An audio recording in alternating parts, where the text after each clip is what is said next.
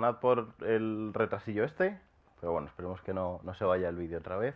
Y gracias a los compis por esforzarse tanto en arreglarlo. Bueno, muchas gracias lo primero a todos vosotros por venir a verme ahora, que sé que apetece echar la siesta y tal. Hay un montón de charlas, así que os lo agradezco. Y nada, os voy a contar un poquito de cómo extender Kubernetes, ¿no? Pero no directamente de cómo paso a paso cómo hacerlo, sino un poco unas pautas para cómo diseñar un operador, ¿no?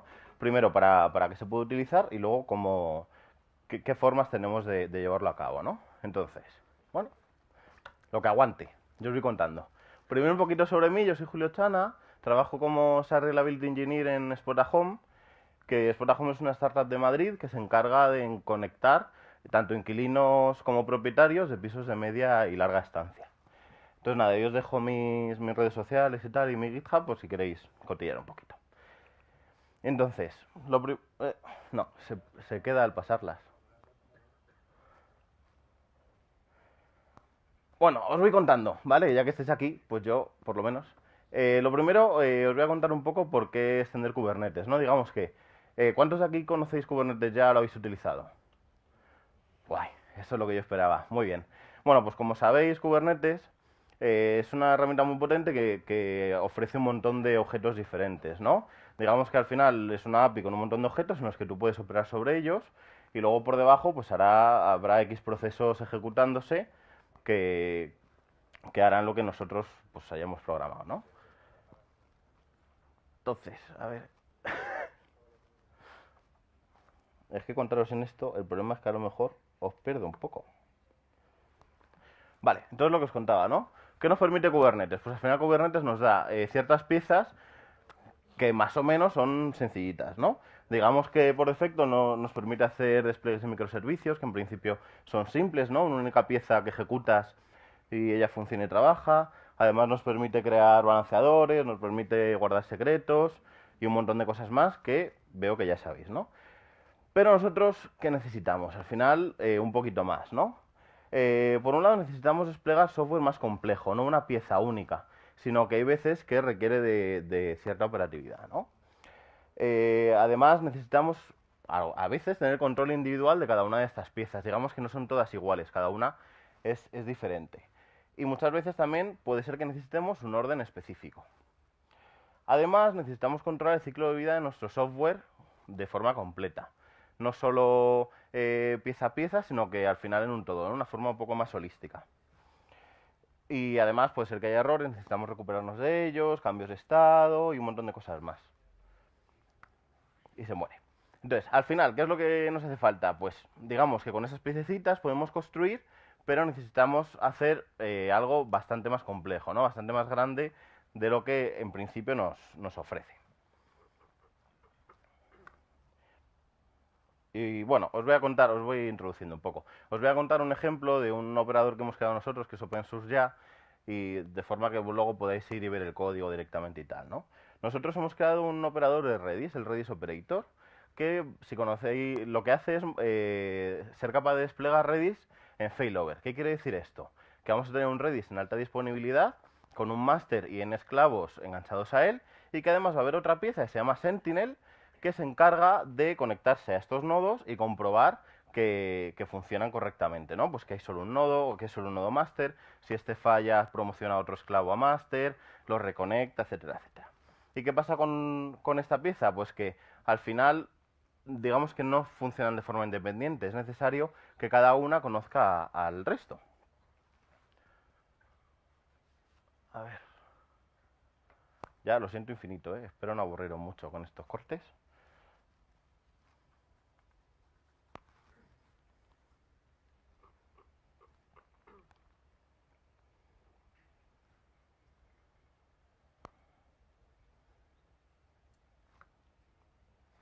Bien. Vale, pues lo que decía, un nodo máster con varios esclavos y unos sentinel que se conectan a él, ¿no? Y ese cada vez que paso se fastidia. Entonces, bueno, os voy a contar, ya lo siento, con las transparencias es más fácil, pero yo voy a intentar pasarlo, ¿vale? Digamos que, ¿qué formas hay? Pues ya directamente Kubernetes nos ofrece ciertas herramientas, ¿no? Por un lado tenemos la opción de utilizar init containers, que básicamente, como ya conoceréis, es un contenedor que se ejecuta al principio de cada uno de los pods que se levantan, es capaz de hacer X procesamiento y cuando acaba ese proceso se inicia el proceso principal, los contenedores que van a estar viviendo realmente, ¿no? ¿Y qué pasa con esto? Pues que al final, si nosotros queremos tener un control holístico, como os decía, de varias piezas y tal, esto quizá que se queda un poco corto. Al final necesitas hacer un script, que ese script es bastante complejo, que además es muy difícil de testear, porque claro, necesitas tener las piezas de verdad, ¿no? Necesitas tener otros endpoints a los que conectarte, saber su estado, hay un montón de estados diferentes. Entonces digamos que esto al final hay veces que se nos queda un poco corto, ¿no? Es mucha complejidad y atajar este problema que os comento de esta forma, pues es difícil, ¿no? Entonces, otra opción que tenemos son los chars de Helm. Digamos que con un char tú templatizas Kubernetes, templatizas los objetos que luego vas a desplegar, ¿no? Que van a estar vivos, pero también esto tiene ciertas limitaciones, ¿no? Digamos que tú cuando haces un char de Helm, tú sabes qué es lo que quieres, porque tienes los... ¿Sí? Voy a ir pasando a ver si suerte. Esto es lo que os he contado un poco, y eso es lo que nos pasa. Y vale, lo que os decía con los chars de Helm. Digamos que es un... que tú tienes... sabes qué es lo que quieres, a dónde quieres llegar, ¿no? Defines cuáles son los objetos que quieres que estén creados, pero no puedes saber cómo llegar hasta ese estado, ¿no? Tienes la foto final, pero no tienes todo el proceso intermedio para poder llegar a ello. Entonces, ¿qué es lo qué solución podemos tener? Pues crear nuestros propios operadores, que lo que van a hacer es tener toda la lógica para poder operar desde un punto de vista externo estos componentes. ¿Y qué beneficio nos da? Pues que tenemos una gestión 100% específica para la que nosotros estamos haciendo. Además cumple este orden necesario porque lo operamos nosotros. Tenemos un control completo y un mantenimiento que es continuo. Si una pieza falla, nuestro operador va a estar ahí para estar comprobándola y poder arreglarlo cuando ocurra. Y entonces nos va a llevar al final a un estado fiable, que es lo que nosotros queremos. Entonces, digamos que con esto parece que sí que cumple, ¿no? Nuestras piezas, ¿no? Sí que cumple los requisitos de los que hablábamos al principio. Entonces, vale, eso está muy bien, ¿no? Hemos visto que tenemos dos opciones, hay una tercera, pero ¿esto cómo se hace? Pues vamos a hacerlo igual que lo hace Kubernetes. Digamos que Kubernetes tiene ciertos objetos, en este caso, digamos que el recurso mínimo lógico, ¿no? Sería un pod, y sobre él tiene otros que los controlan. Digamos que el replica set controla el número de pods que hay vivos, controla que se reinicien y todo el rollo. Y sobre ello tenemos los deployments, que además controlan el versionado, ¿no? Tú tienes una versión, quieres desplegar una versión nueva, y esto consigue que vaya viendo los cambios para ir al estado que tú quieres, ¿no? Entonces, igual que lo hace ello, nosotros vamos a trabajar sobre los objetos. ¿Y cómo lo hacemos? Pues de dos formas. Por un lado tenemos el CRD, que es la definición de nuestro objeto. Igual que el pod tiene una definición específica que tú configuras, nosotros vamos a tener nuestros CRDs, que ahora lo explicaremos un poco más. Y por otro lado vamos a tener la lógica, que es la que se encarga de controlar estos CRDs. Entonces, al final, ¿qué tenemos? Pues digamos que tenemos todo completo, ¿no? Tenemos éxito ahí, ya podemos operar completamente sobre lo que necesitamos. Ay, ya lo siento. Entonces, os lo explico un poco. ¿Cómo hacemos con los CRDs? Pues bueno, igual que Kubernetes tiene un montón de APIs, ¿no? Donde están definidas todos los objetos que están disponibles por defecto, nosotros vamos a trabajar con API Extensions y vamos a crear la extensión de la API, vamos a crear nuestro objeto y vamos a decir a Kubernetes cómo operar sobre él, que lo vamos a hacer nosotros, pero digamos que nos vamos como a enganchar, ¿no? A Kubernetes. Entonces, vale, entonces al final, como el resto de recursos, pues vamos a tener nuestro ciclo de vida determinado, o sea, poder crear, eliminar, etcétera, etcétera. Entonces aquí tengo un ejemplo, a ver si suerte y funciona.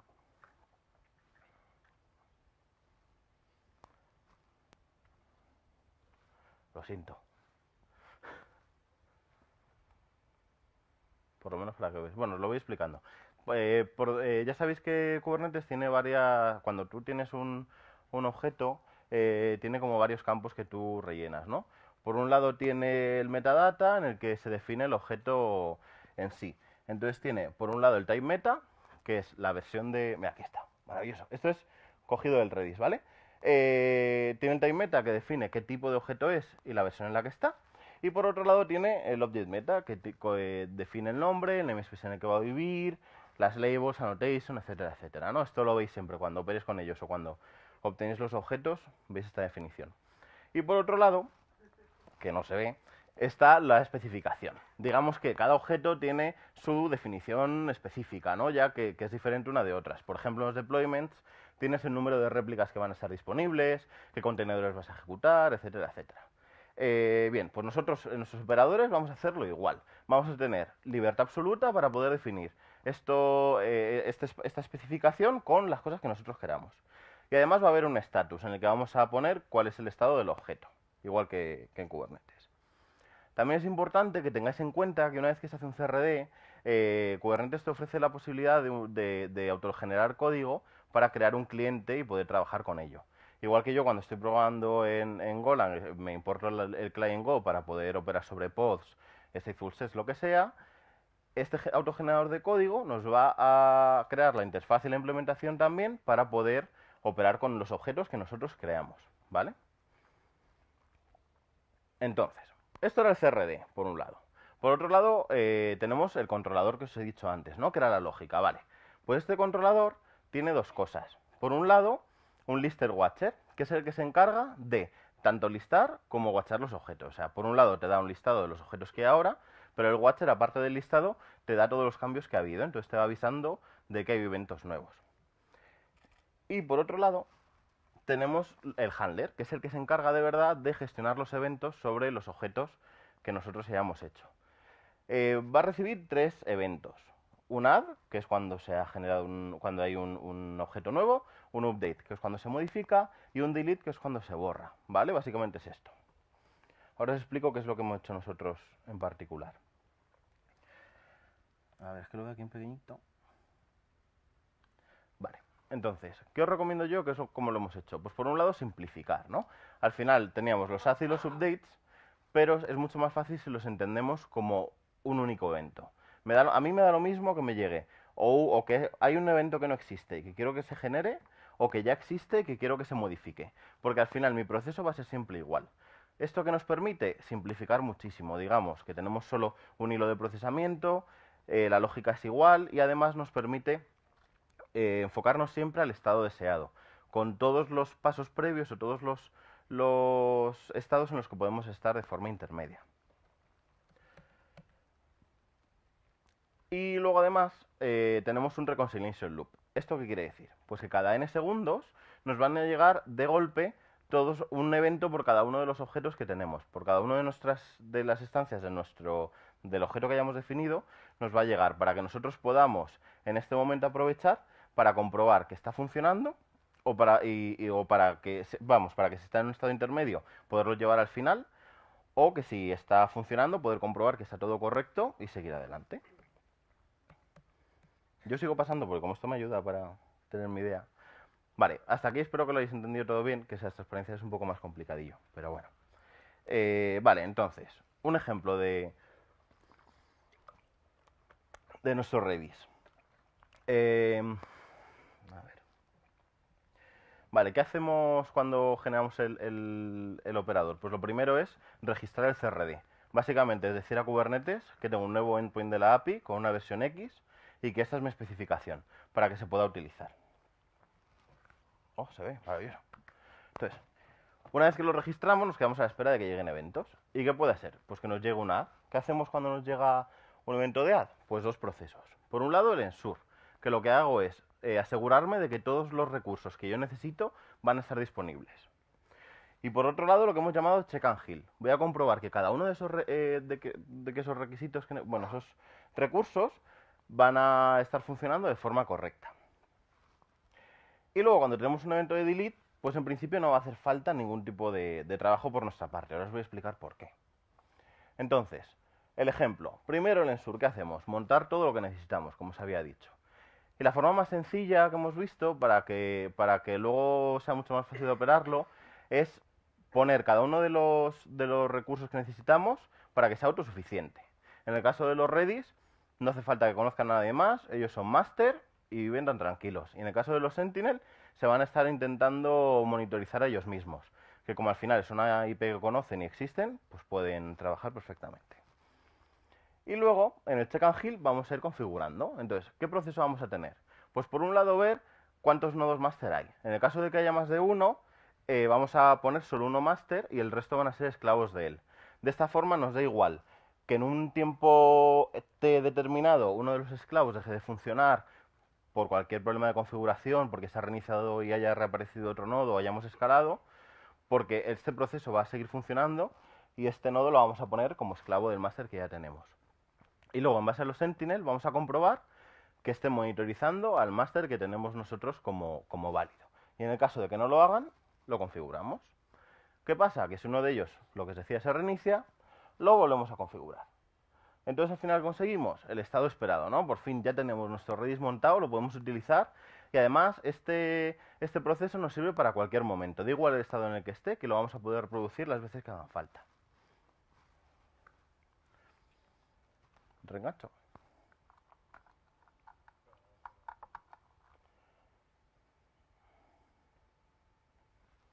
Bueno, lo siento de verdad. Vale.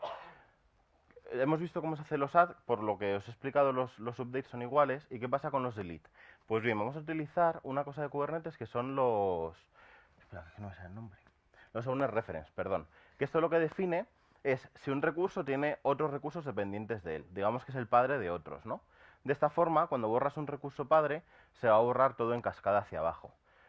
Y esto es lo que utilizamos para no tener que operar sobre ello. Cuando me llega un delete de un Redis failover, se van a borrar todos los pods, todos los defuses que creemos, los secretos, etcétera, etcétera. Y con eso ya lo tenemos. Vale. Y básicamente es un poco un ejemplo de cómo hemos utilizado nosotros los operadores para resolver un proyecto complejo, ¿no? Cómo desplegar o en este caso una base de datos, ¿no? Pero ¿qué pasa? Que esto no es la única forma. Hay un montón de usos aparte que no son siempre para un Redis, para un Postgres o cosas así, en el que también se pueden utilizar los CRDs de una forma bastante bien pensada, ¿no? Entonces, os voy a poner un ejemplo de otros operadores. Por un lado tenemos el Cert Manager, que es de JetStack, que básicamente lo que hace es tener un operador para gestionar certificados SSL, de forma que, por un lado, nos permite definir cuáles son los issuers que van a ser capaces de esas entidades certificadoras de generar los certificados que utilicemos, perdón, y por otro lado tenemos los certificados que ya queremos, ¿no? Entonces, digamos que une dos CRDs diferentes que va a operar, por un lado el certificado y por otro lado los issuers, y cuando yo cree certificados se va a conectar al user que yo le haya dicho, va a generar el certificado y va a crear un secreto que yo luego voy a poder utilizar.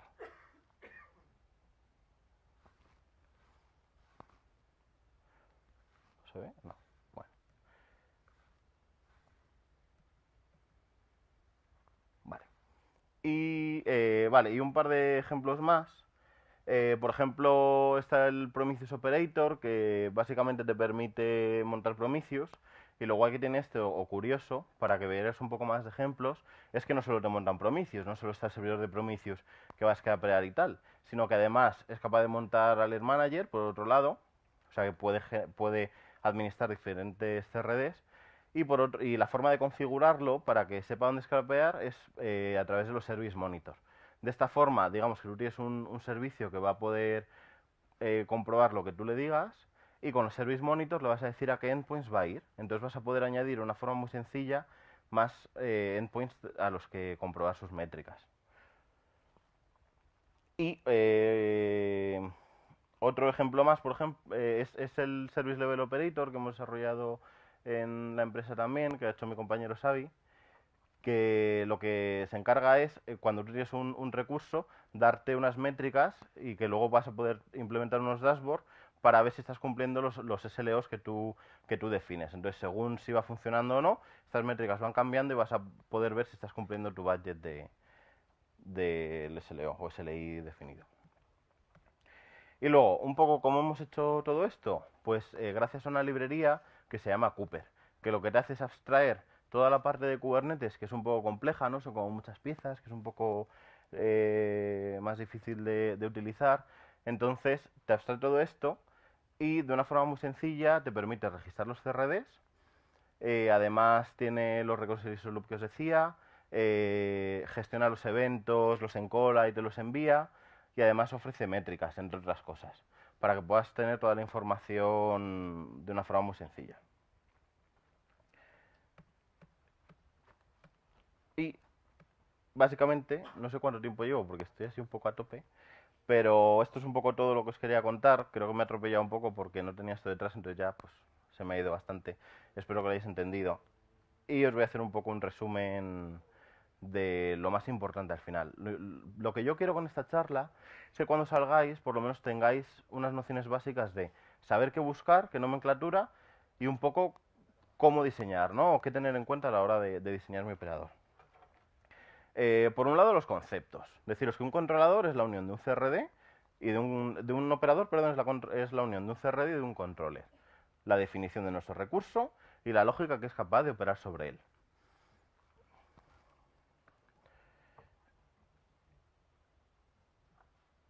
Y también quiero que tengáis muy en cuenta que al final tenemos que estar siempre enfocados a la consistencia eventual. ¿Esto qué quiere decir? Que puede ser que estamos en un sistema distribuido, puede ser que haya veces que nos llegue algún evento, que sí, que nos llegue doble, pues por cosas que pasan, ¿no? Entonces siempre tenemos que enfocar nuestro diseño a llevar lo que tengamos al estado esperado. Nos podemos encontrar casi cualquier cosa, siempre tenemos que pensar cuáles son los pasos que voy a llevar desde cualquier estado que tenga al estado que yo quiero final. Vale. Además, nos van a poder llegar eventos tanto de recursos que ya existen como recursos nuevos. Entonces, no puedo esperar que tenga un proceso siempre. Aquí lo tengo. Un proceso siempre lineal en el que empiezo por un sitio y salgo por otro, sino que puede haber entradas por cualquier lado. Además, el proceso tiene que ser idempotente. Lo que os decía antes, vamos a tener el reconciliation loop, puede ser que nos llegue algo doble y tal. Entonces, tenemos que ser capaces de reproducir las veces que hagan falta nuestro proceso, ¿vale? Esto es súper importante.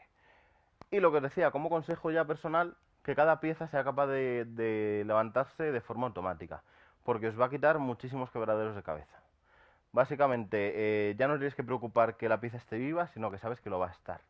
Y esto ayuda mucho. Y nada, esto es básicamente lo que os tenía que contar. Creo que he ido un poco más rápido y tal, espero que me perdonéis. Os dejo más informaciones, es nuestro blog de producto de la empresa para que veáis un poco más información y los posts que hicimos. Y además, 3 repositorios que tenemos open source, tanto con Cooper, la librería, el Redis Operator y el Service Level Operator, que os he comentado. Entonces, nada, quería ahora mismo agradeceros haber estado aquí, agradeceros que hayáis aguantado y que no os hayáis ido. Espero haberme explicado de una forma correcta y que me hayáis podido entender, aunque no tuviera las transparencias como soporte. Y deciros que ahora es el momento para que me preguntéis todo lo que queráis. Creo que tenemos más tiempo porque he ido cortito, así que tenemos tiempo de sobra. Para que de verdad ahora me preguntéis. Ya que no hemos podido tener las transparencias, preguntarme las dudas y yo os intento ayudar un poco. Sí.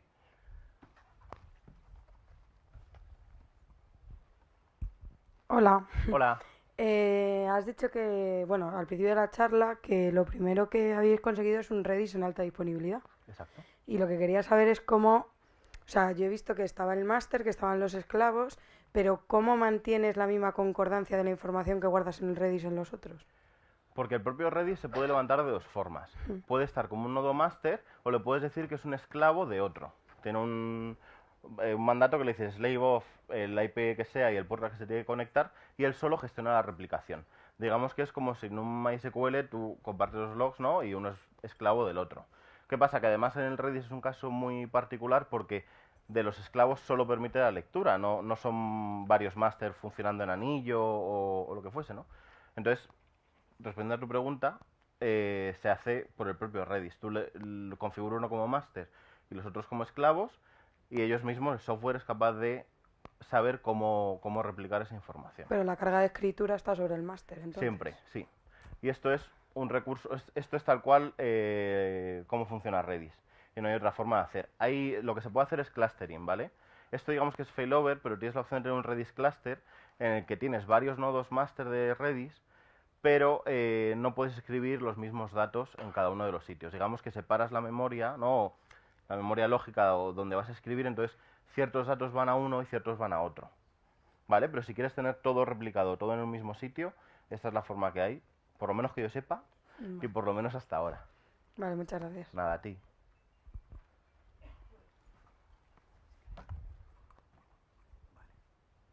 Entiendo que vas a subir las slides a algún sitio donde las Sí, podamos sí, ver luego, por ¿no? supuesto. Vale, pues ya está. Entonces no te preocupes, no hay problema.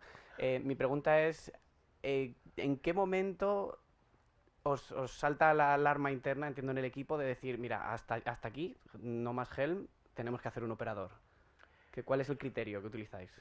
Pues un poco lo que te decía de la complejidad que tenga, ¿no? Lo que comentaba al principio, que Helm te permite decir qué es lo que quieres, templatizas, y para eso funciona perfecto. Para un despliegue de cualquier microservicio es maravilloso, pero cuando tienes este tipo de cosas, que tienes su configuración y conoces unos a otros, ya se complica mucho, ¿no? De hecho, en los estados en los que os he comentado de los init container y tal, hemos pasado por ellos.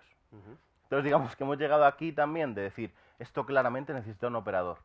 Porque lo hemos intentado, hemos tenido un init container, pero lo que pasaba es que muchas veces se quedaba tonto intentándose conectar y nunca se conectaba. Pues eso, esas cosas que pasan que son un horror, ¿no? Entonces al final dices, o sea, al final lo que haces es mover, cuando creas un operador, mover la operatividad que tú haces, como operador tú diciendo, vale, ahora te enganchas aquí y tal, lo mueves a algo que está programado, que va a funcionar siempre 24/7 y tú te dejas de preocupar. O sea, yo diría que cuando tienes esa necesidad de al final entrar tú y tocar, ahí es cuando seguro, o es muy muy probable que te vaya a hacer falta un operador. Para mí eso es como Vale. lo más decisivo.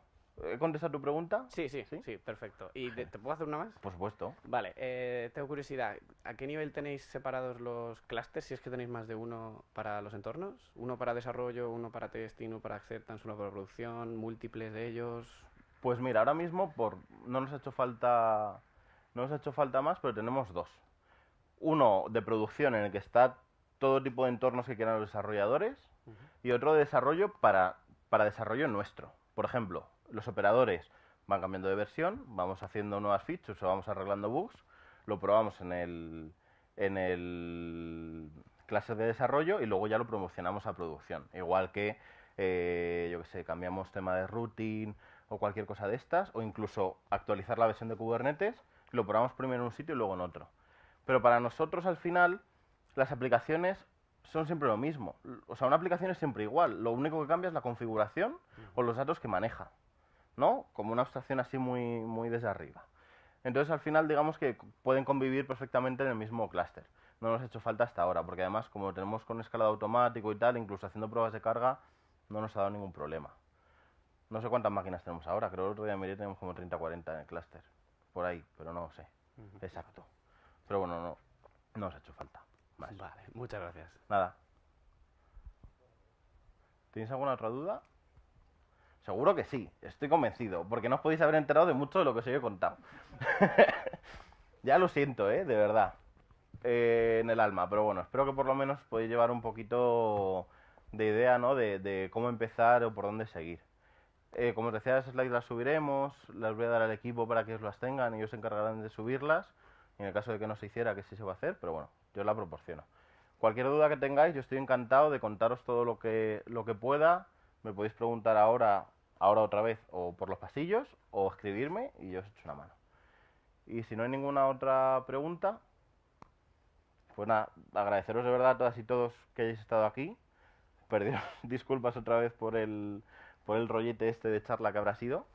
Pero bueno, espero que por lo menos os llevéis una pequeña pizca y os ayude si queréis entraros en este mundillo. Y recomendaros que veáis los otros ejemplos de otros operadores, que les echéis un ojo también, porque hay muchas formas de utilizar esto y es muy, muy, muy interesante ver cómo otros lo han llevado a cabo. ¿Vale? Pues nada, gracias otra vez.